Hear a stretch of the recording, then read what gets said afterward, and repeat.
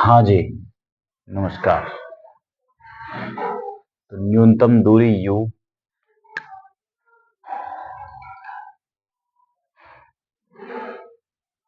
हाँ, तो ये धारा के दो क्वेश्चन हैं। इसमें हम बताते हैं कि यदि हम यहाँ से हमें न्यूनतम दूरी ज्ञात करनी है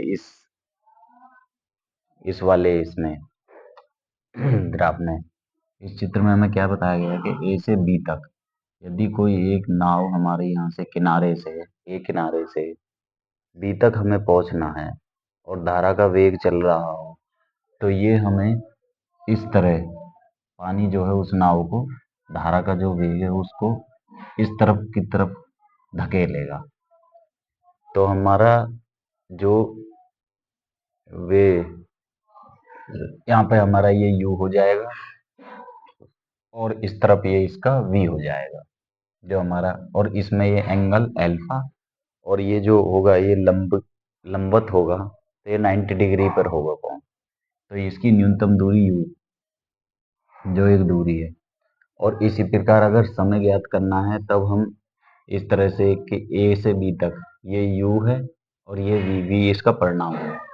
तो जब धारा का वेग हमारा इस तरफ इसको खींचेगा तो ये हमारा इस तरफ जाएगा। तो न्यूनतम समय ए से बी तक अल्फा बराबर 90 डिग्री रहेगा कोण, और ये v और इसका न्यूनतम समय ये रहेगा। तो ये v और u, यहाँ पर u, तो इनका परिणामी v होगा। इसी प्रकार इसमें भी यहाँ पर u और v इनका परिणामी है। तो ये दो इसके डायग्राम है, जो चित्र आप इनको एक बार समझ लीजिए कि यदि हमें ए से बी तक किनारे पर जाना है और धारा की दिशा में कुछ धारा चल रही है, पानी बह रहा है एक नाव के थ्रू, तो हमें वो धारा का वेग उस नाव को हमें ऐसे सीधे नहीं, वो धकेलेगा इस तरफ। जैसे हमें इस तरफ जाना है तो इस तरफ हमको ये धकेलना है, तो हमारा इस तरफ ये बनेगा। तो ये v और u इस पर, इसी प्रकार इसमें भी ये, तो इसमें न्यूनतम समय। तो ये एक हम एक क्वेश्चन के अनुसार इसको समझाएंगे कि एक व्यक्ति नदी के एक किनारे से ठीक सामने के दूसरे किनारे पर पहुंचना चाहता है। भाई नदी के एक किनारे से ठीक सामने बी यहाँ पर पहुंचना चाहता है, ठीक है। यदि वह अपनी नाव को धारा के वेग से दुगने वेग से ले जा सके तो बताओ उसे अपनी नाव को धारा के साथ कितना कोण बनाते हुए खेना होगा। तो ये अगर ए से बी तक पहुंच रहा है और इसका परिणाम ये बी है, तो ये अगर यहाँ से यहाँ तक हमें जाना है और ये धारा के साथ जा रहा है, तो ये इसके धारा जो है वो उस नाव को उस तरफ धकेलेगी। v बराबर 2u। तो ए से बी ये परिणामी v, ये अल्फा, और इसके बीच जो बनेगा ये अल्फा बराबर 90 डिग्री का कोण बनेगा। v बराबर 2u और ये u इसका एक परिणामी। तो बताओ उसे अपनी नाव को धारा के साथ कितना कोण बनाते हुए खेना होगा। 90 डिग्री कोण अल्फा बराबर।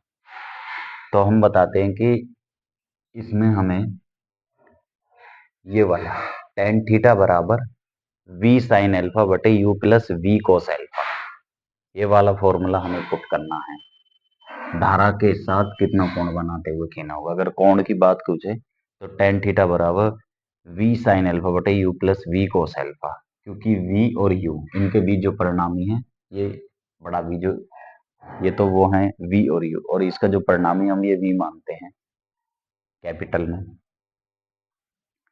तो अब ये 90 डिग्री का कोण है, तो थीटा बराबर हमारा 90 डिग्री हो गया। तो tan 90 डिग्री, tan 90 इन्फिनिटी होता है, तो इन्फिनिटी बराबर 1/0। तो 1/0 बराबर 2u साइन अल्फा बटे, क्योंकि v की जगह, क्योंकि वो दुगने वेग से, धारा के वेग से दुगने वेग से ले जा रहा है, तो v बराबर हमने 2u कर दिया और ये u है। तो ये वेग हो गया u वेग से, जैसे हमारा ये v u वेग है, यहाँ से v और u इस वेग से जा रहा है, तो ये u वेग है अपना धारा का।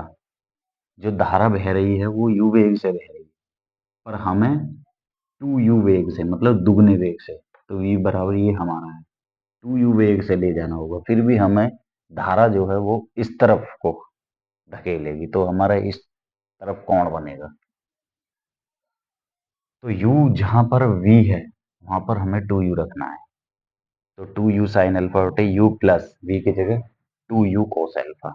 अब 1/0 इस केस में मल्टीप्लाई इस केस में, तो ये तो 0 हो गया, बस हमें इसका u प्लस 2u और बराबर में 0, तो 2u कोस अल्फा बराबर, ये हमने इधर ले लिया तो ये माइनस में हो गया, उधर भेज दिया तो माइनस u, u से u कट गया, तो कोस अल्फा बराबर ये 1/-1/2, कोस अल्फा बराबर कोस 120 डिग्री, क्योंकि -1/2 का कोस 1/2 का मान 60 और कोस -1/2 का मान 120 डिग्री होगा, तो कोस अल्फा बराबर कोस 120, तो अल्फा बराबर 120 डिग्री, तो इसका 120 डिग्री का कोण बनेगा।